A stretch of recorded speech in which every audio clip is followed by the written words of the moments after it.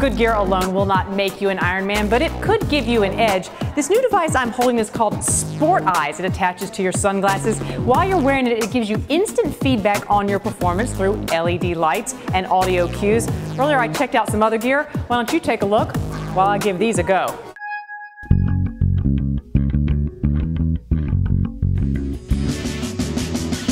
We're here with Kay at Jackrabbit in Lower Manhattan, and you are going to become an Ironman, Ironwoman next year. Right, I'm optimistic to do so. You know, once the Ironman came to New York, I was inspired, and so next year I hope to do it myself. So you've done 2 triathlons. That's right. And you are going to be marshalling, or AKA catching, at the Ironman finish this year. What does catching mean? I volunteered to be a race marshal from 7 p.m. to midnight. Right. And that's the last kind of group of people that are coming in. And so some of these people are going to be coming in quite exhausted.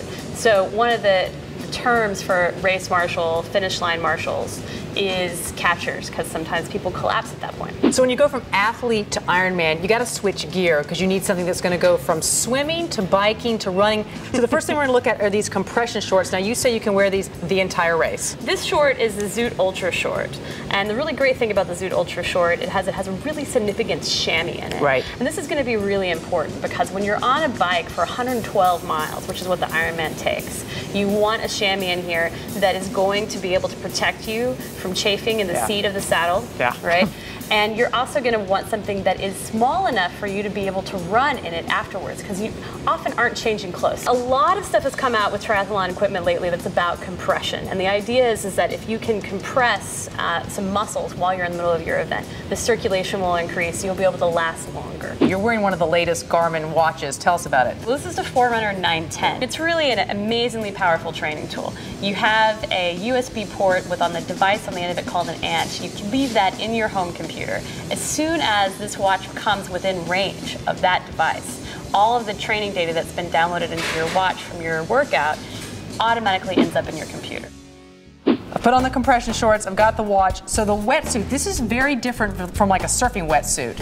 Absolutely, it's designed to keep you buoyant, but also to have quite a lot of flexibility in it, so you can have a lot of arm movement as you're swimming. What's this right here, this blue strip? This is a torsion panel, and it's 1.5 millimeters of neoprene, which is actually quite thin. So many people practice their transitions, and one of the things that they practice is trying to get out of this as quickly as possible. So this zipper here on this Blue 70 Helix is actually designed to be zipped from the top down. Yeah. So all you have to do is grab it, pull, and immediately start peeling just the suit peel off it off. yourself. Okay, we won't be peeling off on this show. Most people, when they train for an Ironman, spend a lot of time thinking about nutrition, because we're really talking about, for your average triathlete, like a 14 to 17 hour event. We're holding a bonk breaker.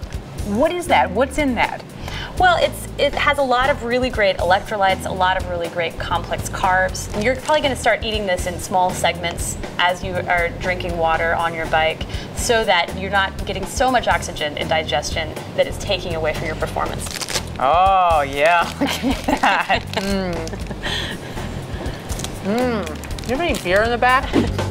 All right, I'll suit up in my compression shorts. I can feel that. Now, between going from a casual runner to an Ironman, what's the difference in the shoes that you need? It's going to be really important for you to make sure that you have a shoe that supports the kind of arch that you have in your run. And what about people who turn in like this with their feet? It's called pronate. You pronate? Yeah, well, everybody naturally pronates a little bit, but if you over pronate, it means your arches are collapsing right at the moment when all of your weight is over your arch, which could bring your body out of alignment. And when you're doing a long distance like that, could lead to some overuse injuries. These Brooks, these are neutral shoes. They're very lightweight. This shoe is a favorite among triathletes because of its lightweight nature. Triathletes really like a shoe that makes them feel speedier, because at this point in an Ironman event, you've been out there for a long time, so you'll take speed anywhere you can get it. I feel speedy. Let's go.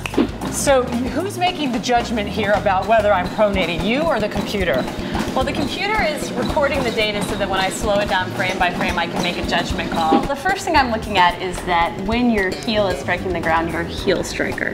You can see that the back, this shoe is beginning to collapse inward. Interesting. So the back of this shoe, if you drew a line up, that would be pointing over here. We want that to be straight up and down. So you've swapped out my shoes now for stabilizing shoes? Is that what these are? This is a lightweight tri shoe that also has some stabilizing features to help support your arch. So what does it do inside the shoe?